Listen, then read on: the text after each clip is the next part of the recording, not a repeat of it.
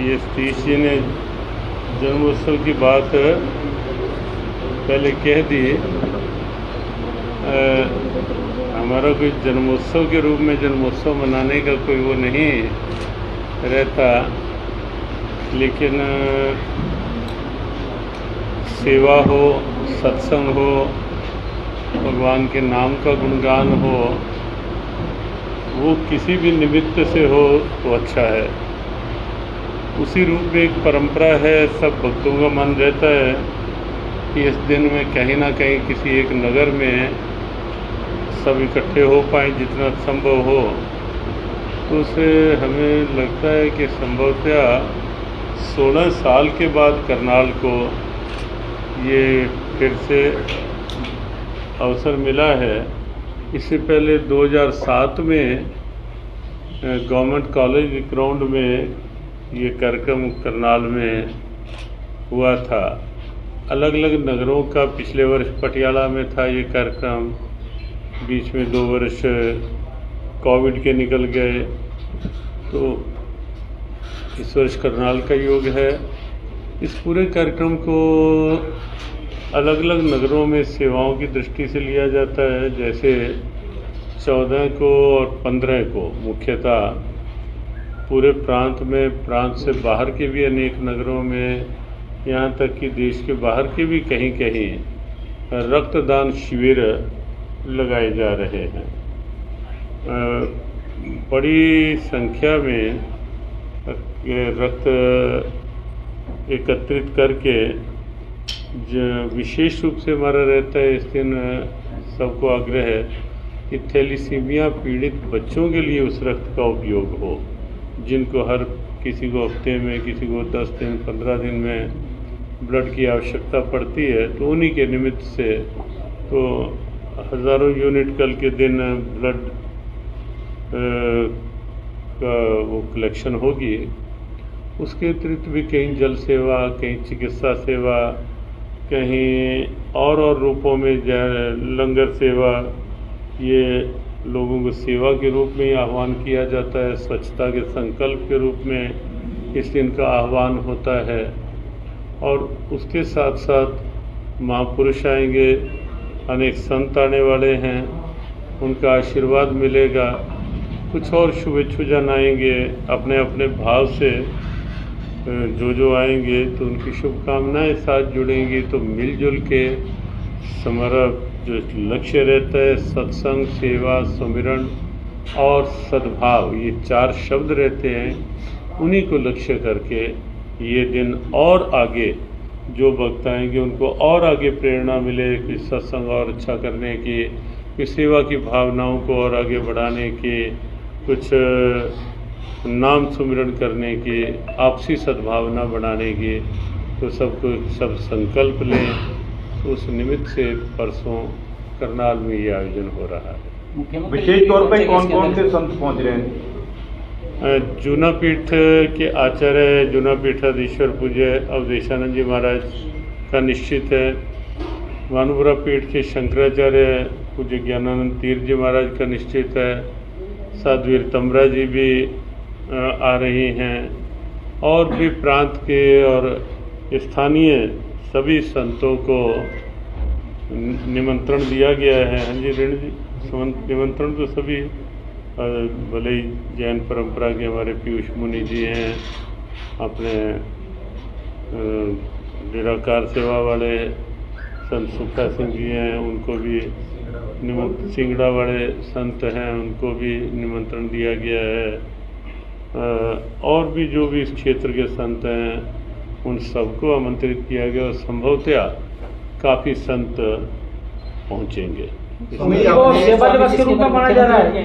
हाँ, सत्संग सेवा दिवस के रूप में, सेवा सद्भावना दिवस के रूप में इस कार्यक्रम को हर बार लिया जाता है कि सेवा का प्रकट स्वरूप सामने आए, और अगले वर्ष तक और क्या क्या सेवाएं सब कर सकते हैं, कैसे सेवा से जुड़ सकते हैं, कैसे जो अपनी गीता जी का एक आह्वान रहता है कि जन जन तक गीता संस्कारों के रूप में पहुँचे, कैसे वो संकल्प सब ले सकते हैं कि गीता पढ़ें और आगे गीता पढ़ाने का, बच्चों को संस्कारों का काम करने का, जो पहले से अपना एक हो रहा है, कहीं नेत्रहीन विद्यालयों में गीता, कहीं जेलों में जेल बंदियों के साथ गीता पाठ, तो अलग अलग कहीं कुछ आश्रमों तक भी गीता के पाठ के पहल, कुछ झुग्गी झोपड़ी बस्तियों में भी सेवा कार्य और गीता पाठ के कार्य कई नगरों में चलते हैं। तो ये अगले वर्ष के लिए फिर से सब संकल्प लें कि हम ऐसा करेंगे, तो ही हम उनको कहते हैं कि ये आपका भाव, ये आपकी श्रद्धा जो है केवल कोरी आने तक और सिर झुकाने तक पूरी नहीं हो जाती, क्योंकि अपने यहाँ कहा जाता है रिस्पेक्ट मीन्स टू ओबे, कि जो निर्देश मिलता है, जो की सेवा करनी है, तो उसमें लगोगे तो आपकी श्रद्धा और व्यावहारिक रूप लेगी। महाराज जी, आप विदेश में भी, तो उसमें क्या अनुभव रहा आपका ऑस्ट्रेलिया का? हाँ, ऑस्ट्रेलिया का एक अच्छा अनुभव रहा। आप सबको सुन के निश्चित प्रसन्नता होगी कि ऑस्ट्रेलियन पार्लियामेंट में जब कार्यक्रम हुआ तो वहाँ लगभग 10 देशों के राजदूत उस कार्यक्रम में उपस्थित थे, उच्चायुक्त उस कार्यक्रम में उपस्थित थे।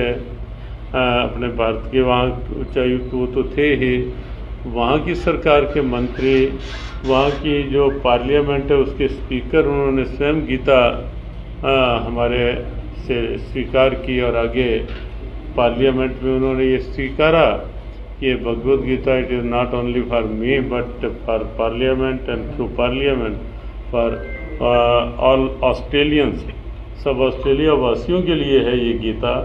तो ऐसा कह के उन्होंने गीता जी ली। तो सेमिनार था गीता जी में, बहुत से स्कॉलर्स थे वहाँ, 2500 लोगों की कैपेसिटी का वो हॉल था, बिल्कुल पैक था। तीसरे दिन एक रिवर फ्रंट पे वहाँ सिडनी में गीता जी की आरती थी, कल्चरल प्रोग्राम थे और लगभग 5000 लोग वहाँ इकट्ठे थे उस आरती, महाआरती का दर्शन करने के लिए। तो एक और बड़ी बात 3 दिन पहले हुई है कि जब पार्लियामेंट सेशन उस समय नहीं था, लेकिन अभी पार्लियामेंट सेशन जो प्रारंभ हुआ 3 दिन पहले, तो उसमें जिन मिनिस्टर ने भगवद गीता जिनको भेंट की गई थी, वहाँ के जो कल्चरल मिनिस्टर हैं एंड पावर एनर्जी मिनिस्टर हैं, मिस्टर ब्राउन, क्रिस ब्राउन, तो उन्होंने पार्लियामेंट में खड़े होके जो स्टेटमेंट दी गीता महोत्सव को लेके, गीता को लेके, वो वास्तव में अपने लिए एक बहुत अद्भुत प्रेरणा की बात है। वो आप चाहेंगे तो लगभग 1-1.25 मिनट की क्लिप है, वीडियो क्लिप, वो हम आपको भेजेंगे। आप सुन के आपको भी लगेगा कि ऑस्ट्रेलिया की पार्लियामेंट में गीता महोत्सव की चर्चा होना और इतने गौरव के साथ गीता की चर्चा होना, वो बड़ा एक अद्भुत हो रहा वहाँ। आपका एक सपना था कि संसद में गीता जी प्रतिष्ठित की जाए, मतलब शुरू से एक सपना रहा, और व्यास जी की प्रतिमा लगाई जाए, मतलब वो संसद में, विधानसभा में, जिससे एक सत्ता को भी एक मार्गदर्शन मिले धर्म का, अध्यात्म का। देखो, प्रतिमा का नहीं था हमारा, भगवद गीता हमें लगता है कि वो पूरी मानवता के लिए है। और इसलिए ऑस्ट्रेलिया में भी आप क्लिप भी सुनेंगे तो उन्होंने भी कहा, उस मिनिस्टर ने भी कहा कि I think Gita is not only for Hindus, Gita is also for non Hindus also. तो पूरी मानवता के लिए है गीता। तो इसलिए, और गीता एक संस्कार है बच्चों के लिए, सद्भावना है गीता। और जहाँ तक व्यास जी की बात है, व्यास ऋषि परंपरा के प्रतीक हैं और ये देश ऋषियों और गुरुओं की प्रेरणाओं का वो माध्यम रहा है। तो उस नाते से एक भाव रहा है। और विश्व की अब कई पार्लियामेंट्स में, कनाडा में, ब्रिटेन में, मॉरिशस में और अब ऑस्ट्रेलिया की पार्लियामेंट में गीता जी आदरपूर्वक उन्होंने स्वीकारी और विराजित की है। महाराज जी, आपने बताया कि आपका जन्मदिन 2007 में मनाया गया था और इतने सालों बाद दोबारा श्रद्धालुओं ने आपसे अपील की कि जन्मदिन, श्रद्धालु वो तो नगरों की संस्थाएं जो होती हैं, वो हम तो नहीं किसी को कहते कि तुम्हारा जन्मदिन मनाओ या यहाँ मनाओ, वो तो वहाँ के लोग ही, जैसे करनाल वाले पिछले कई सालों से कह रहे थे। तो अब आगे जैसे एक सूची होगी कुछ नगरों की, जो जिन की इच्छा होगी कि हमारे नगर में हो, तो फिर जैसा सब लोग समिति की निश्चित करेंगे तो उस नगर में हो जाएगा, ताकि हर नगर में सबको अवसर मिलता रहे। स्वामी जी, जैसे गीता का प्रचार हो रहा है, क्या हम ये मानने पुराने युग सनातन की ओर बढ़ रहे हैं हम? हमें लगता है कि देखो, सनातन भी जो है, सनातन का अर्थ है जो सदैव से था, और गीता का उपदेश जो है वो प्रारंभ से भी भगवान कृष्ण ने कहा कि ये उपदेश मैंने सृष्टि के आरंभ में सूर्य को दिया था। तो सनातन एक सोच है, सनातन एक प्रेरणा है, सनातन एक परंपरा है, एक ऐसी परंपरा जो मानसिक शांति से लेके वसुधैव कुटुंबकम तक का आह्वान करती है। वो एक सोच सनातन सोच है। हाँ जी, बहुत देर से मुख्यमंत्री जी भी प्रोग्राम में पहुंचेंगे, विदेशों से भी आएंगे इसमें? हाँ, बाहर से भी कुछ श्रद्धालु आते हैं। संभवतः मुख्यमंत्री जी का भी आने का रहेगा। और आज ही हमें सूचना मिली है, हमने तो केवल एक सामान्य पत्रक भेजा था, आज ही सूचना मिली है कि संभवतः लोकसभा अध्यक्ष भी कार्यक्रम में रहेंगे। वो उनका वहीं से ऑफिस से फ़ोन आया है, तो ऐसे कुछ और लोग रह सकते हैं कार्यक्रम में। शुभकामनाओं के लिए। महाराज जी, सीएम साहब अगर आपके प्रोग्राम में आते, व्यवस्था की अगर बात करें तो आपका उन पर फोकस या उनका आप पर फोकस हो जाएगा, आम जनता जो है आप तक नहीं पहुंच पाएगी। ऐसा नहीं होता।